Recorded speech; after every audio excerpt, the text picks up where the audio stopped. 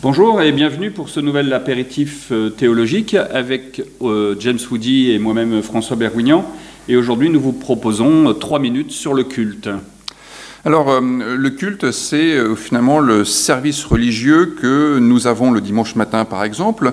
Le culte, c'est une façon d'adorer Dieu. C'est une façon de lui rendre un culte, c'est-à-dire un temps de prière et un temps d'écoute de ce que Dieu signifie pour nous aujourd'hui dans notre existence. Mais le culte se limite-t-il au dimanche matin ou est-ce que le culte continue au-delà des portes du temple ? Alors en fait, ça c'est une question à laquelle les prophètes d'Israël ont déjà répondu. Je pense au prophète Ésaïe, je pense au prophète Amos. Il y a par exemple, tout au début du livre d'Ésaïe, au chapitre 1, le verset 11, l'oracle qui dit « Qu'ai-je à faire de la multitude de vos sacrifices ?» C'était comme ça que le culte se faisait à l'époque. « Je suis rassasié des holocaustes, de béliers, de la graisse des veaux, je ne prends pas plaisir au son des taureaux, des agneaux, des boucs. » On pourrait dire « J'en ai assez aussi de vos prières, de vos bons mots, de vos religiosité, de votre ritualisme. » Et un peu plus loin, il dit, le véritable culte, c'est de se préoccuper du frère. C'est la diaconie, finalement.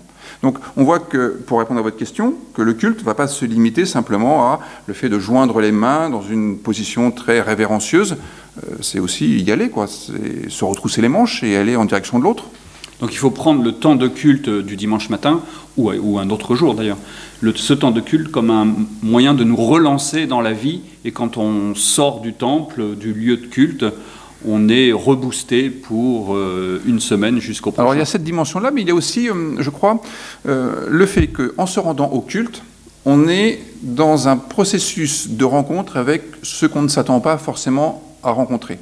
Il y a d'abord les autres paroissiens qu'on n'a pas choisis, c'est pas forcément nos potes. Comme je le dis assez souvent, on ne va pas à l'église pour que ce soit sympa, on y va pour la rencontre avec Dieu et de la transcendance dans notre vie. Donc l'autre qu'on n'a pas choisi dit quelque chose de cela. Et puis le prédicateur, celui qui préside le culte, a composé une liturgie qui justement va nous édifier, va relever notre niveau de préoccupation.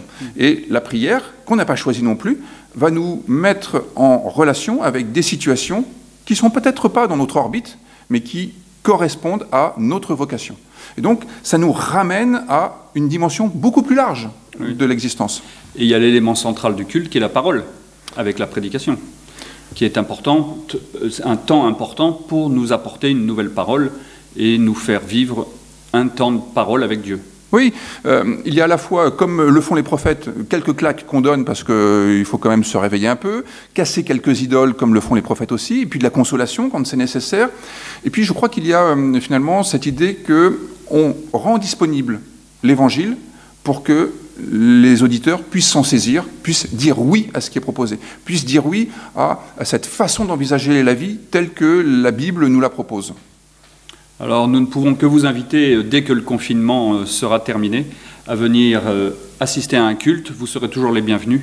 Oui, parce que c'est un culte public, et puis de toute façon, le culte ne se limite pas au dimanche matin, donc même chez vous, même en faisant différentes activités, même ménagères, le culte est possible.